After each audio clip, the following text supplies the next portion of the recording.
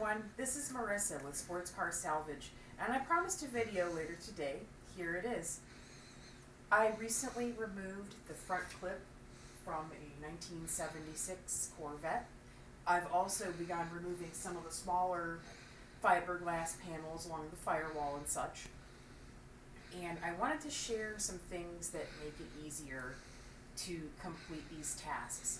CorvetteRestoration.com had a great article on how to remove the front clip, and I was very glad for their information because I followed it and added the heat gun, which was very helpful.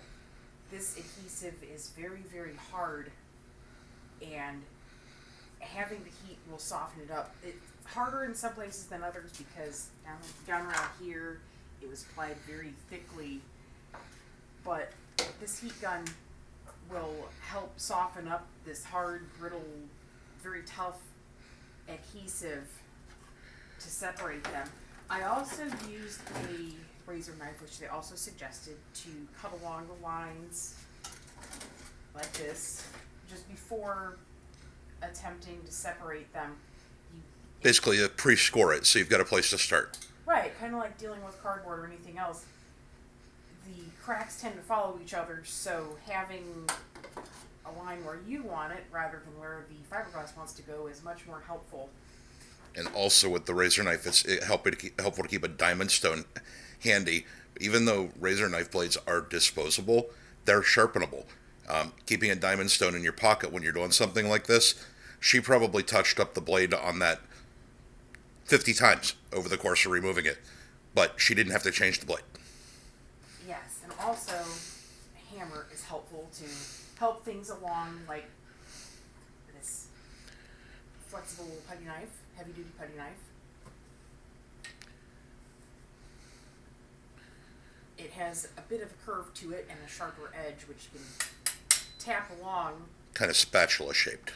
Right. And where did you buy that? I bought that at Walmart. Okay. I'm glad I didn't spend big money because I ruined the tip on that 5-in-1 painter's tool, but that was another helpful tool. It's got different edges, different surfaces. Also tap it along and flex to get those curves out.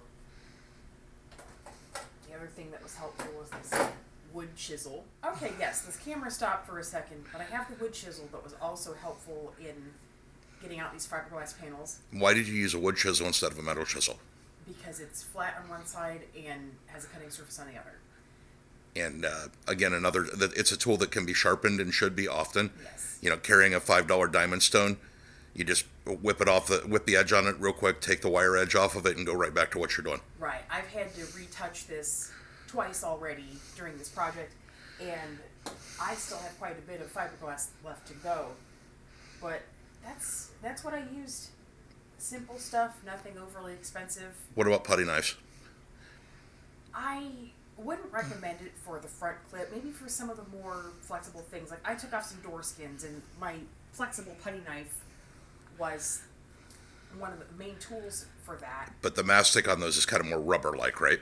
Right. It's more rubbery. There's not as much. There's not these big gobs of goo like here around the edge of the firewall. And the back of the fenders on the C3, they overloaded with mastic, and they used it as a finishing material that then they put a panel over it. So when you're doing this, when you get to the back of these fenders, you get the idea that, oh my God, there's just a ton of mastic here. Well, there's supposed to be. And this is part of where it has the benefit of having a starter tool like a razor knife. Yes. Okay. Anything else you want to add? That's it for now. Keep an eye out. I'm writing up a tutorial on removing the Corvette door skins. Similar method, slightly different application. And your website is? It's www.fastrex.com.